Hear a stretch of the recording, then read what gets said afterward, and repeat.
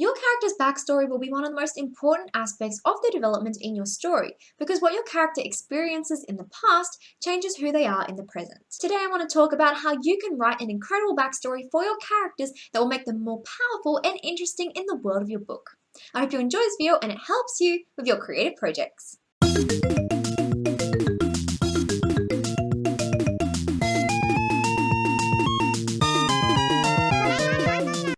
If you don't already know me, my name is Manga, and on this channel I dedicate my videos to helping you turn your manga into a masterpiece. If you're new to my channel, please consider hitting that little subscribe button. It really helps support me and my channel, and it also ensures that you never miss a new video. I upload new videos every week on how to create an amazing manga, comic, or light novel, and you really don't want to miss them. Now let's get fully into this video where I'll talk about 13 key tricks to writing better backstories in your mangas, comics, or light novels. My first tip is consider the cause behind your character's most prominent traits. Every character will have unique traits and qualities that make them stand out from each other, and these traits can be developed from your character's backstory.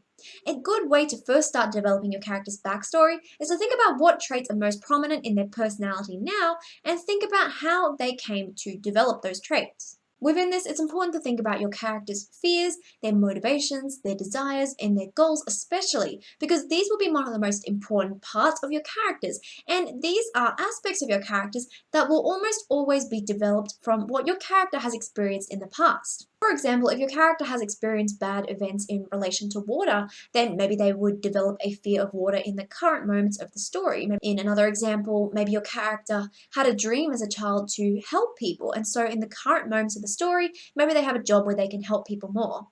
So really consider what your character is like in the current moments of the book and think about how your character came to develop those traits, those goals, and those motivations. My second tip is break your character's life into different stages. And the reason why I recommend you do this is that in every stage of your character's life, you should consider one main defining moment in each of those stages, which will help you in turn to write a more developed backstory.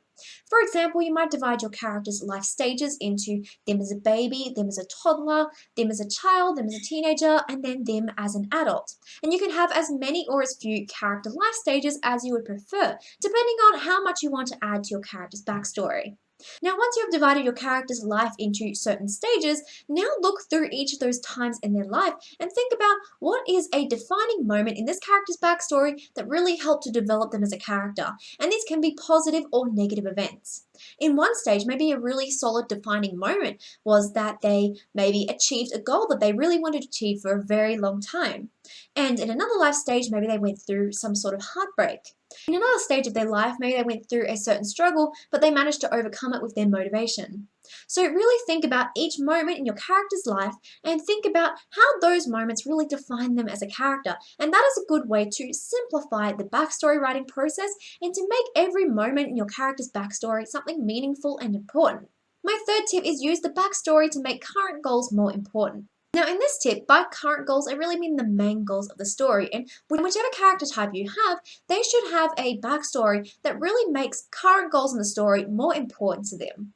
So to give you an example of how backstory affects current goals, let's say you have a villain character who maybe wants to find a really important item that will make that character more powerful, and maybe that current goal is derived from them in their backstory not feeling like they are strong enough to do the things they want, and so now as a villain character, that kind of supports the main goal they have in the story. In another example, maybe you have a hero character who wants to help people in a town and do a lot of things to save the people around them, but maybe in their backstory they failed to save someone important to them, and that's why their current goals are way more important to them. By considering how your character's backstory might affect their current goals, it can make their current goals a lot more important. It gives context and meaning behind why they do the things they do in your story. My fourth tip is link senses to your character's memories. One clever thing you can do when writing a manga, comic, or light novel is that when you are revealing your character's memories or thoughts, or even their backstory, see if you can link certain scenes to your character's senses, which is sight, smell, taste, hearing, and touch. By linking certain characters' memories with these senses, you can also make your audience feel more of a connection with those moments when your character is remembering things. It doesn't have to be in every one of your character's memories. However, in certain ones, try and choose a unique sense to be associated with that character's memory. For example, in one of your character's memories, maybe they can really strongly remember the smell of chocolate or cookies, and that really reminds them of that moment in their backstory every time they smell that certain thing. Another example, maybe when your character hears a certain sound, even if it is quite a normal sound, it may be associated with something in their backstory that really brings back memories every time they hear that sound. So by choosing a sense to link with your character's memories, it can make those moments feel a lot more familiar to your audience as well. Rather than just showing your character's memories through sight, try and be creative with a few memories and see if you can link it to a different character's sense. My fifth tip is consider how their childhood affects who they are now. A lot of the events that happen in our childhood really affect the way we perceive events now. So when it comes to your characters, they would also be affected in this similar way. If you are considering how your character got to the point they are now, think about what really affected them in their childhood. What were they taught as a child? What events did they experience? Because in the childhood, that's where your character is learning certain things. And so the things they learned in their childhood would really affect the way they grow up and the way they perceive things when they're older. So a good way to write better character backstories is to think about what was this character's backstory like? What was their childhood like? And how did that change the way they perceive things in the current moments of your book? My sixth tip is reveal how backstory affects your character's decision making. The way your character makes decisions in the current moments of your book will be highly affected by their backstory. For example, your character might take a lot of time to think about a decision before making it. Another type of character might really rush into a decision, but without really thinking it through.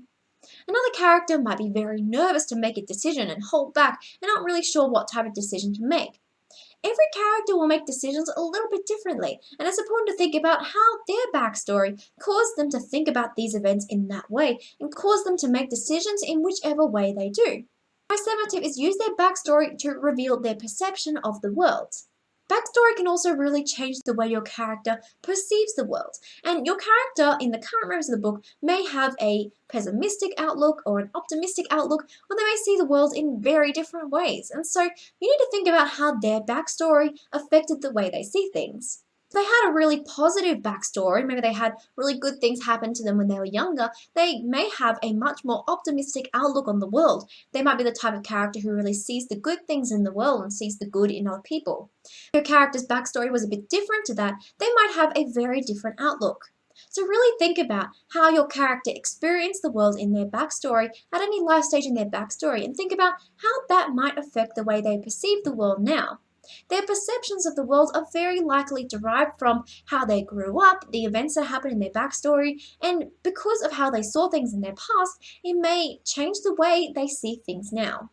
My eighth tip is only reveal backstory that is important to the book overall. There are many events you could reveal in your character's backstory, and while there are many things that might be very interesting about your character's backstory, you have to consider, are those moments in your character's backstory important to reveal to your audience? The truth is, if you reveal too much backstory to your audience, especially all at once, it might feel a little bit overwhelming, especially if there are events that don't really make much sense in the context of the overall story. So it's important to first write the backstory and then consider if certain parts of the information are important to reveal or not. You may find that you only need to reveal a little bit of the information or half the information of your character's backstory in order to help that backstory make sense to your audience. And maybe there's certain parts of the backstory that don't really need to be revealed. Instead, focus on revealing only the most important and interesting parts of your character's past in order to keep things interesting and to make the character's development even more intriguing to your audience. My ninth tip is slowly reveal backstory over the course of your book. When writing a character's backstory, it may feel tempting to reveal that backstory all at once. However, in some cases, this can start to confuse an audience, especially if this backstory really comes out of the blue. So what I really recommend you do is, once you have a good backstory and you know which information you really want to reveal to your audience, I recommend you break that backstory into parts and slowly reveal little bits of the backstory over the course of your book.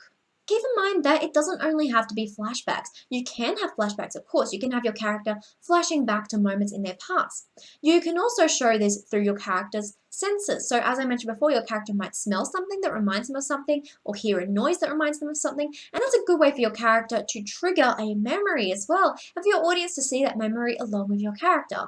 In other examples, you could reveal character backstory through dialogue. They could be talking to another character, and the character mentions something about their past that may not have been revealed to the audience before, and that's a good way to also trigger backstory moments to reveal more about your characters. You could also show the way your character reacts to certain events. For example, if your character has a fear of water, maybe when your character goes near water, they get very nervous in a way that other characters don't. So when you're revealing backstory to your audience, I recommend you be creative with this. Think about how you can slowly reveal your character's backstory over the course of your book and keep it intriguing and interesting to your audience. My 10th tip is match the tone of your backstory to the tone of your book. Every book will have an overall tone, and the tone is the feeling your audience will get from reading your book. And so when you're creating a backstory, you have to ensure that the backstory matches the main tone of the book. Basically, what I mean by this is that if you have an overall really positive story with a lot of happy events, it would feel pretty startling to your audience if they get to a character's backstory and the backstory is actually really gruesome and dark and very negative, if the rest of the story has been really positive so far. Now, if you want to have a more gruesome backstory with a positive story, you have to really change the tone of that backstory so you can still have negative events. However, your character may have a more positive outlook even through those negative events if the story is overall positive. Now, in the reverse, if your story is overall negative, but you suddenly have really positive backstories or backstories that seem to focus on something else, that can also feel very startling to an audience who might read your book because they are more interested in the suspense or the gruesome story or anything like that. So you really need to think about who is reading your book and what they can really expect from the backstory. So in an overall positive book, a more optimistic backstory may be necessary. Even if you reveal negative events in that backstory, it should still have a more optimistic outlook to match the main positive tone of the story. And if your book is more of an overall darker book, maybe with more suspense or darker moments, then ensure that you have a backstory that also matches that, maybe add something more to the overall tone of your book. While you should surprise your audience, ensure that you don't surprise them so much by changing the story tone in a sudden backstory or a sudden memory. Consider why your audience started to read your book in the first place, and consider how you can create a backstory that, while revealing the truth about your characters, should also play to the main story tone and help to overall emphasize the main feeling that your story has. My 11th tip is give them a personal goal derived from the backstory. Your character may develop personal goals based on what they had to go through in their backstory. If your character had a dream as a child, for example, maybe they want to achieve that dream right now. If your character had a certain event happen to them, maybe they want to achieve a certain goal because that event happened. Really consider, if your character has certain personal goals or dreams now, think about how they developed those dreams and how their backstory may have caused them to think in that way and develop the goals and dreams that they have now. My 12th tip is show how their backstory developed their personality.